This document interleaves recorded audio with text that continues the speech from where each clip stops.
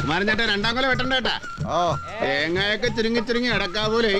വെറുതെ അല്ലേ ഇതിന് എണ്ണക്കുരു എന്ന് പറയണത്. അതിനെന്താ പെറുക്കിക്കൂടാൻ എളുപ്പമല്ലേ? പള്ളിപ്പെരുന്നാൾ നടത്തിക്കാതിരിക്കാൻ വീട്ടിലെന്തൊക്കെയോ ഗൂഢാലോചനകൾ നടക്കുന്നുണ്ട്. നടക്കട്ടെ നടക്കട്ടെ. എന്റെ എങ്ങനെയാണ് ഇടി മേടിക്കേണ്ടതെന്ന് അവർ ഗൂഢമായിട്ട് ആലോചിക്കട്ടെ. നീ ഒന്നും മിണ്ടാൻ നിൽക്കണ്ട. അവര് കിട്ടണേ മേടിച്ചോ.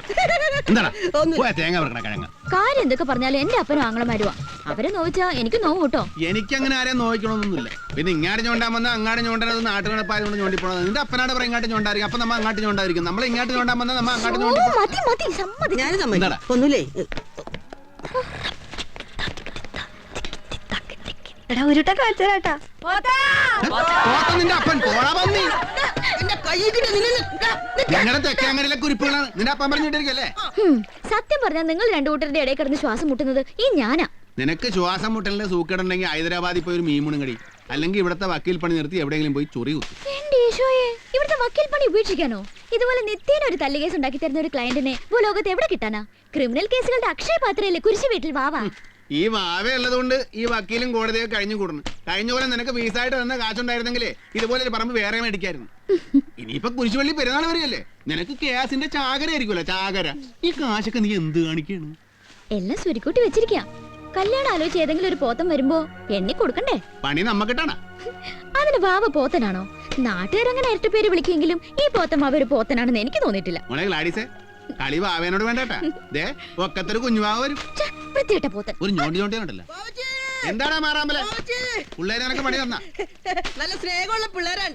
കല്ലെറിഞ്ഞിട്ട് ഒരെണ്ണം പോലും പുറത്തേക്ക് പോയില്ല. എല്ലാം എന്റെ തലക്കന്നെ ഉണ്ട്. പിന്നെ അവനിക്കൊരു പേരിട്ട് പുതിയത് എന്താണ്? കരിവണ്ടെന്ന്. കരിവണ്ട് കൊള്ളാവല്ല. മാറാമ്പലേക്കാൾ നല്ല പേര് കരിവണ്ടാണ് കേട്ടാ.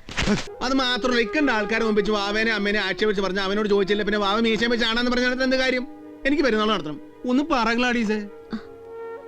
ഓ, സീനിയർ വക്കീലിനെ കണ്ടപ്പോ ജൂനിയർ വക്കീലിനെ അടഞ്ഞു പോയായിരിക്കും. തുറന്നല്ല. ഏത് മതം സ്വീകരിക്കുന്നതും അതിലുള്ള വിശ്വാസം കൊണ്ടായിരിക്കണം.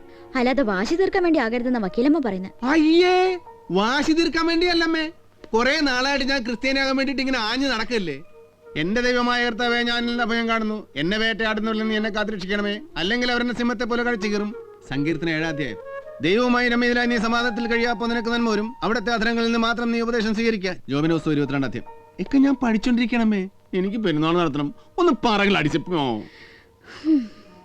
ഇത്രയും കാലം നിന്നെ വളർത്തിയത് ഞാനായതുകൊണ്ട് എനിക്ക് നിന്റെ മേൽ ഒരുപാട് സ്വാധീനമുണ്ട്. പക്ഷേ ഒരു മതം സ്വീകരിക്കാൻ അതൊരു കാരണമാകാൻ പാടില്ല. നീ മാമോദിസ മുങ്ങുന്നത് ഒരിക്കലും ഈ അമ്മയ്ക്ക് വേണ്ടിയാകരുത്. അമ്മക്ക് വേണ്ടി അമ്മ മുങ്ങി കഴിഞ്ഞതാണല്ല. ഞാൻ മുങ്ങാൻ പോണത് എനിക്ക് വേണ്ടിയാണ്. ഒരു മതമില്ലാത്തതുകൊണ്ട് ഒരുപാട് അനുഭവിച്ചവനാണേ. മതത്തിന്റെ ഓളം പൂരിപ്പിക്കാനില്ലാത്തതുകൊണ്ട് പള്ളിക്കൂടത്തിൽ ചേരാൻ പറ്റാതെ വീട്ടിലിരുന്നല്ലേ പഠിച്ചത്. പിന്നെ പരീക്ഷയ്ക്ക് ജയിക്കുക തോക്കൊന്നുള്ള പേടി വേണ്ടായിരുന്നു. നല്ല പ്രായത്തിൽ നല്ല കുടുംബത്തിൽ നിന്ന് പെണ്ണ് ചോദിച്ചപ്പോ ജാതിയുടെ കാര്യം പറഞ്ഞപ്പോ പണിവാളി. ഒന്നേ ക്രിസ്ത്യാനിയായിട്ട് വാ, അല്ലെങ്കിൽ ഹിന്ദു ആയിട്ട് വാ. അവർക്ക് ഹിന്ദുസ്ഥാനിനെ വേണ്ടെന്ന് പറഞ്ഞു. നാട്ടുകാർ പിന്നെ പോത്താന്ന് വിളിക്കാതിരിക്കുവോ? വാവ പോത്ത് തന്നെയാണ്, വെറും പോത്തൻ. അച്ഛന്റെ അമ്മയുടെ വഴക്ക് മാറി അവർ ഒന്നിക്കുമ്പോ ജാതി തീരുമാനിക്കാന്ന് വിചാരിച്ച പോത്തൻ.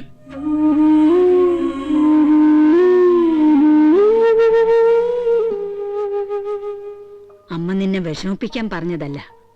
നിന്റെ ആഗ്രഹം പോലെ എന്താന്ന് വെച്ചാ നീ ചെയ്തോളൂ. പക്ഷേ അതിനു മുൻപ് ഒരാളുടെ സമ്മതം കൂടി വാങ്ങണം. നിന്റെ അച്ഛന്റെ.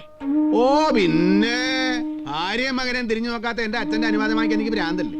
ഏത് മതം വേണമെങ്കിലും സ്വീകരിച്ചോളാം കോടതി എന്നോട് പറഞ്ഞിട്ടുള്ളതാ. ഞാനിപ്പതേ ക്രിസ്തുമതം സ്വീകരിക്കാൻ പോണ.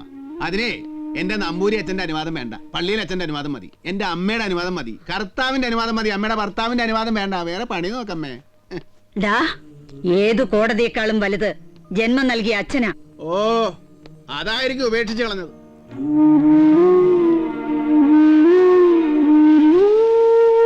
മാവച്ചി, നമ്മുടെ യേശു ക്രിസ്തുവിനെ മാമോദിസ മുക്കിയത് യോഹന്നാനാണ്. പക്ഷെ യോഹന്നാനെ ആരും മാമോദിസ മുക്കിയതായിട്ട് ബൈബിളിൽ പറയുന്നുമില്ല. അപ്പൊ യോഹന്നാൻ എങ്ങനെ ക്രിസ്ത്യാനിയായി? നീ ഒരു കാര്യം ചെയ്യ്, നീ അടുത്ത പ്രാവശ്യം യോഹന്നാനെ കാണുമ്പോ നേരിട്ട് ചോദിച്ചാൽ മതി. ആ യോഹന്നാൻ മാമോദിസ മുങ്ങിയ കഥ വിട്. എന്റെ അപ്പൻ യോഹന്നാൻ ചിട്ടിക്കമ്പനി എടുത്ത് മുങ്ങിയ കഥ പറഞ്ഞാൽ ഇനി ചേട്ടനൊരു അക്ഷരം മിണ്ടിക്കഴിഞ്ഞാൽ എന്റെ അമ്മ ചെലുത്തി ഇപ്പോഴേ ചടിച്ചോ ഞാൻ. മാറാമല്ലേ, നീ വലിയ അവിവേകം ഒന്നും കാണിക്കല്ലേ. അവരാച്ചാ അവൻ പറഞ്ഞ പോലെ കാണിക്കുന്ന ആളാണ് കേട്ടാ. ഇതിനു മുമ്പ് 3-4 നമ്മുടെ വെള്ളത്തിൽ ചാടി ചത്തതാണ്. എന്നിട്ട് ഇപ്പൊ ചോദിച്ചിരിക്കുന്നതോ? അതിന് ഇതൊക്കെ ഒരു ജീവിതമാണ്.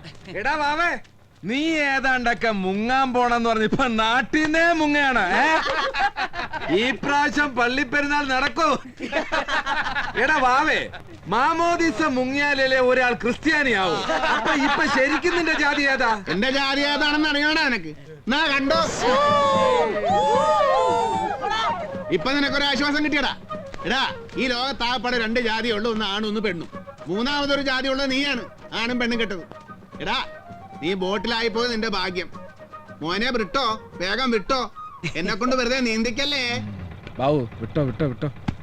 ഇവനെ ഇന്ന് ഞാൻ എടാ ഞായറാഴ്ച ഇറച്ചി വാങ്ങിക്കാൻ നീ മാർക്കറ്റിലേക്ക് വാടാ.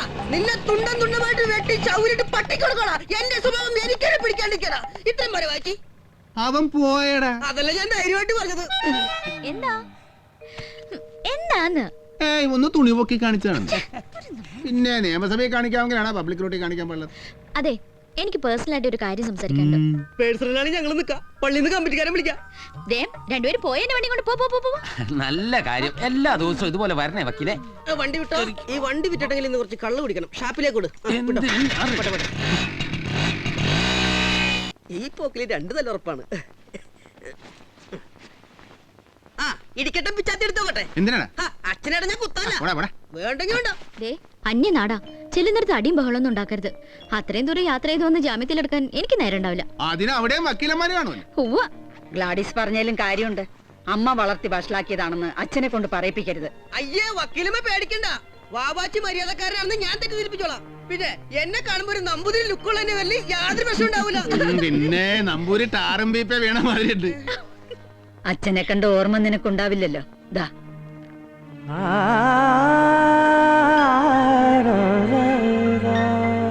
കണ്ടാ പറയൂല, അല്ല ഫോട്ടോ ആണെന്ന് പറയൂല. ഓ, നല്ല ജീവനല്ലേ പോലെ. ഒരുപാട് പഴക്കുണ്ടല്ലേ. ഇപ്പൊ നല്ല പ്രായമായി കാണും. പിന്നെ ഇപ്പൊ മുഖമൊക്കെ ചുക്കി ചുളിഞ്ഞതേ ഇങ്ങനെ. എന്തായി കാണിച്ചത്? ആ ഫോട്ടോ ചുളുങ്ങിയപ്പോ അമ്മക്ക് നൊന്ത് കേട്ടാ. അപ്പൊ ഉള്ളിൽ ഇപ്പോഴും ലവ് ഉണ്ട്. ഒന്ന് പോടാ. ബാവാച്ചേ, എന്താടാ? ഇവിടെ അടുത്ത് വല്ലയിടത്തുള്ള അച്ഛനെ ഡൈവോഴ്സ് ചെയ്തിരുന്നെങ്കിൽ യാത്ര നടക്കാറുണ്ട് അല്ലേ? വാവേ, നിന്നെ ഇതുവരെ ഒരു രാത്രി പോലും ഞാൻ പിരിഞ്ഞിരുന്നിട്ടില്ല. എത്രയും പെട്ടെന്ന് നീ മടങ്ങി വന്നേക്കണം. അവിടെ ചെല്ലുന്നു, അച്ഛനോട് ചെന്ന് കാര്യം പറയുന്നു, അവിടെ നിന്ന് മുങ്ങുന്നു, ഇവിടെ പൊങ്ങുന്നു, മാമോദിസ മുങ്ങുന്നു, ഇവിടെ അപ്പം ചമ്മുന്നു, പെരുന്നാൾ കലക്കുന്നു, അത്രേ ഉള്ള പരിപാടി. സ്മോൾ അടിക്കുന്നു, ഫിറ്റ് ആവുന്നു. അതെന്താ ബാവാച്ചി പറയാത്തത്? അല്ല, ഈ സംഗീതം ഒന്നും പറഞ്ഞ് ഊര് ചുറ്റുന്ന ആളെ ഏത് പൂരപ്പറമ്പ് ചെന്ന് അന്വേഷിക്കാനാണ്? നമുക്ക് ഊട്ടിലെ പൂരപ്പറമ്പിച്ച് നോക്കിയാലോ? ഞാനിതൊരു ഊട്ടി പോയിട്ടില്ലേ. പ്രസിദ്ധ സംഗീതജ്ഞനായ മേൽപ്പത്തൂർമന എവിടെ ഇരുന്നാണാവോ കീറി പൊളിക്കുന്നത്. ബോധം വീണ ആന്റി? ഇല്ല, സെഡേഷനില്ല. ചേടാ, കുറച്ചു മുമ്പ് ചോദിച്ചപ്പോ പറയണ ഐസിലാണ് കിടക്കണം, ഇപ്പൊ ഞാൻ പറയുന്നത് സെഡക്ഷൻ ആണ് കിടക്കണം. ഇതെന്തൊരു ഇടപാടാണ്? ഇനി കണ്ണടപ്പനായപ്പോ ബോഡി വല്ല ഫ്രീസറിൽ എടുത്ത് വെച്ചിട്ടുണ്ടാവും. എടാ കള്ളപ്പന്നി, ആ കരിനാക്ക് വളർത്തൊന്നും പറയാതെ പെരുന്നാൾ നടത്താൻ അനുവാദം ചോദിക്കാനുള്ളതാണ്. മനപടമായ പണിപാളും. അല്ല, കാര്യങ്ങൾ അന്വേഷിക്കാൻ ഉത്തരവാദിത്തപ്പെട്ട് നമ്മളിങ്ങനെ പുറത്തു നിന്നാൽ എങ്ങനെയാണ്? അതെ. നമുക്ക് അകത്തോട്ട് ചോദിച്ചാലോ? നീ വാ. തീർച്ചയായിട്ടും.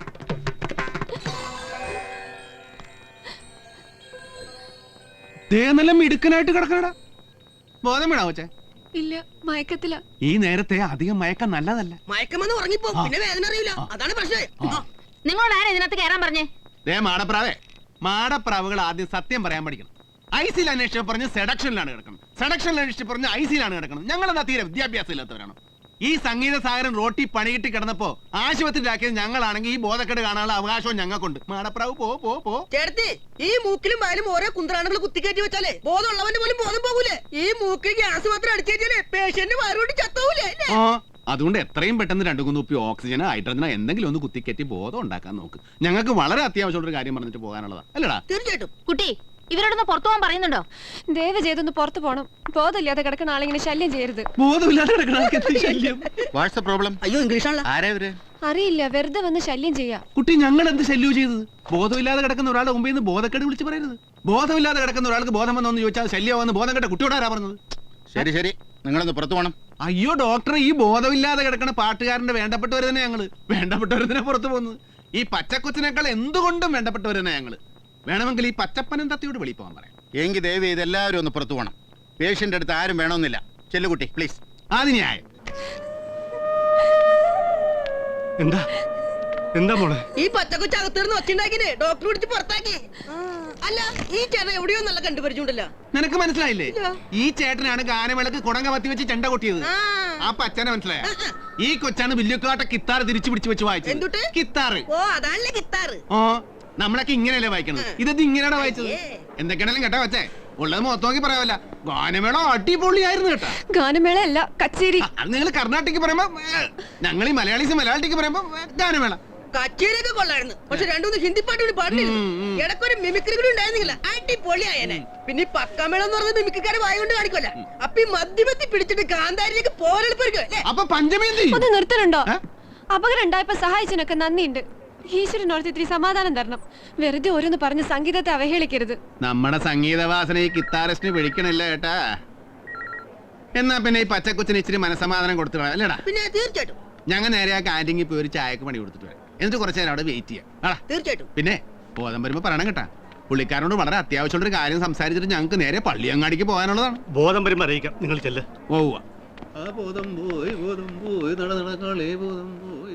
എങ്ങനെയുണ്ട് ഗായത്രി? ഏട്ടൻ വിഷമിക്കണ്ട, പേടിക്കാനൊന്നുമില്ലാന്നാ ഡോക്ടർ പറഞ്ഞത്. ഇപ്പൊ നിന്നോട് സംസാരിച്ചിട്ട് പോയ കക്ഷി ഏതാ? അത് ആക്സിഡന്റ് ആയപ്പോ അവരാ തിരുമേനിയെ ഹോസ്പിറ്റലിൽ എത്തിച്ചത്. അതിപ്പോ വലിയ ശല്യായിരിക്കുക. തിരുമേനിയെ കണ്ട് എന്തോ സംസാരിക്കാനുണ്ട് ഇത്ര. ഇവിടെ എങ്ങുള്ള ആളല്ല, സ്ഥലപ്പേരെന്തോ പള്ളിയങ്ങാടി എന്നാ മറ്റാ പറഞ്ഞേ.